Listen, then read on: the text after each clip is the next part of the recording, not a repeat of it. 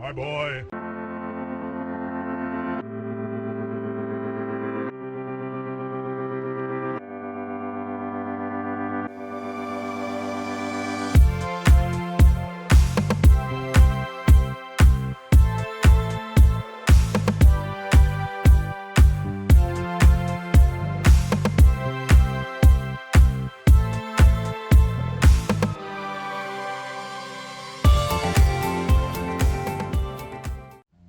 Hello all, and welcome to another CDI Spotlight, the second for this month actually. Earlier this month I took a look at another kids game, Cartoon Jukebox. It was an interesting title that featured, repetitive gameplay, a creepy jukebox, and some actual decent singing, but was, mostly forgettable. Today I'm going to take a look at one of my least favorite games of all time, Dark Castle for the CDI. Funny enough, though, this game is actually another of the four titles that holds a special place in my heart because it was one of the ones that I found in the wild at the thrift store that I talked about in the Cartoon Jukebox review. So before we begin, if you're a fan of GhettoGamer.net, you may have seen my review of this title back sometime early last year, I think. I mostly did that review from memory, so I wanted to try to take another crack at this game to see if it was as bad as I remembered, or actually a diamond in the rough. I mean, it has to be better than Professional Farmer American Dream, right?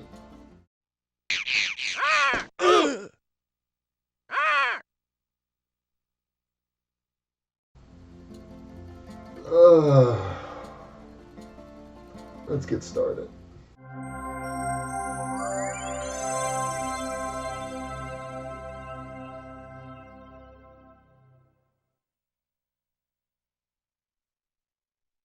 Okay, so let's talk about the original version of this game. Dark Castle was originally an adventure platformer game that was released on the Macintosh. It was developed and published by Silicon Beach Software and was actually praised for being one of the best arcade games that was released for the Macintosh. The game was also praised for executing a basic concept very well and had slick animation and realistic digitized sound. The game was ported to several consoles, PC, and even mobile. In addition to all the ports, Dark Castle actually also received 2 sequels.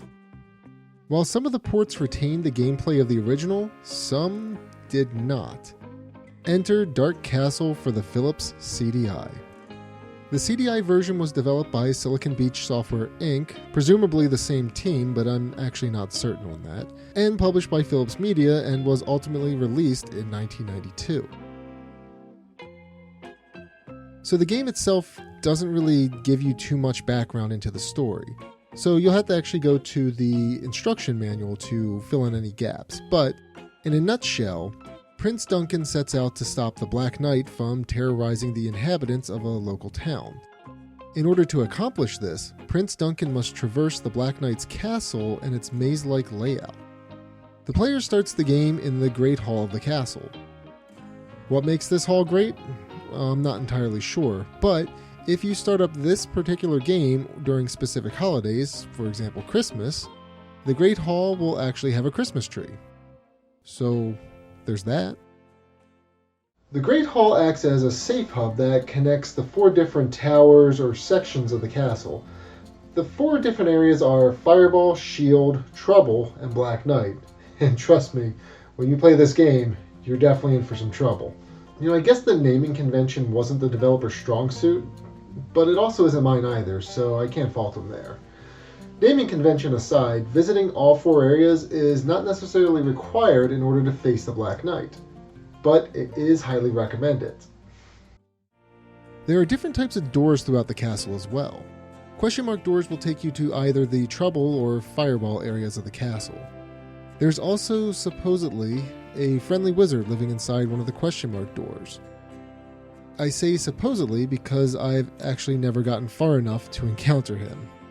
Finding him will allow Duncan to shoot fireballs though, so it's, worth your time to seek him out. The shield door leads to a magical shield, the skull door leads you to the Black Knight. Make sure you come prepared to fight him though, because he's no pushover. You start the game with 5 lives and you are certainly going to need all 5 of them. Now, the instruction manual even gives you an indication that this game is going to challenge you in ways that you couldn't even imagine. In fact, it even tells you to take a deep breath, finish writing your will, and prepare to become a hero or die trying. Once you've selected a door to enter, the game changes into a 2D platformer. Think of the Nintendo Castlevania games, but not as fun. There are enemies stationed in every room throughout the castle.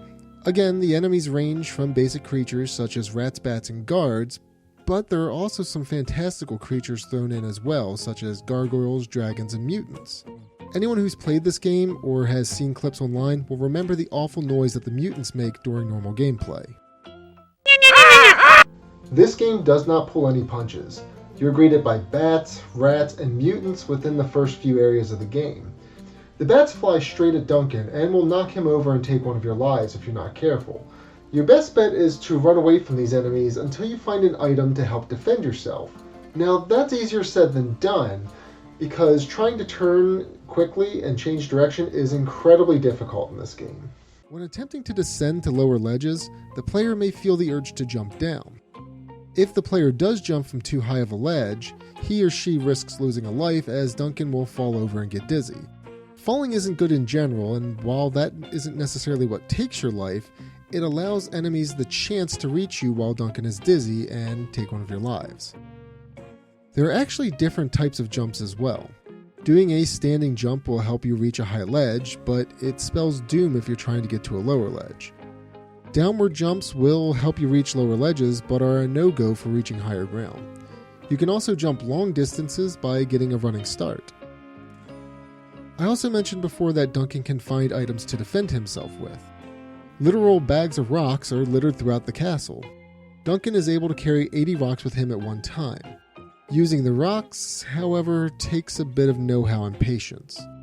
First, the character must be standing still. Next, press up or down for Duncan to move his arm around in a circle. And once you think you're aiming at an enemy, press the fire button to let her rip. Apparently the rocks will be replaced by fireballs if you meet the wizard, but again, I haven't actually met him yet. The player may also find bottles of elixir lying around the castle. The elixirs are useful if you're bitten by a plague-ridden bat or rat. If you don't have an elixir, it's pretty much instant death. Luckily, there's no limit to the amount of elixirs Duncan can hold, so grab as many as you can. So I mentioned earlier that you start the game with 5 lives. You can actually earn more lives if you get enough points.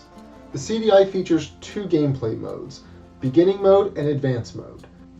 I'm not entirely sure what it changes, difficulty-wise, because the game is still pretty difficult regardless, but I can say that if you get 5,000 points in beginning mode, you get an extra life, whereas in advanced mode you need 10,000 points for an extra life. Upon reaching the Black Knight, you'll see him sitting on a throne high above the stage. He lazily sits there as you scramble around the room. Don't get careless though, he has served an endless supply of drinks and will not hesitate to throw the mug at you. There are also rats along most of the ledges in this stage, so be careful. The goal is to pull on 5 chains to dump the Black Knight into the pit below. If you manage to defeat the Black Knight, you will get to watch Prince Duncan dance his heart out. Now, sadly, the only reason I know this is because someone out there is hardcore enough to A, beat the game, and B, record a speedrun. In all honesty, this game will go on living in my backlog because I just can't beat it. I can't get past any of the first rooms, and as you can see from the video clips, I am trying. I'm just not understanding the gameplay. All that being said, I'm known for hyperbole in my daily life, but I'm being serious when I say this. Dark Castle for the CDI is garbage. I mean, honestly, Dark Castle for the CDI is one of the worst games that I've played. The gameplay is not fun. And I'm all for a challenging gameplay experience, but when the challenge comes from bad gameplay mechanics, that's where I tend to draw the line. As I mentioned before, performing the wrong jump off of ledges causes Duncan to fall and get dizzy. While Duncan is spinning around, he's open to an attack. Once you get hit by an enemy while you're dizzy, you lose a life and you have to start the area over. It's easy to get flustered in the beginning stages where you have to go down ledges and there are enemies flying around.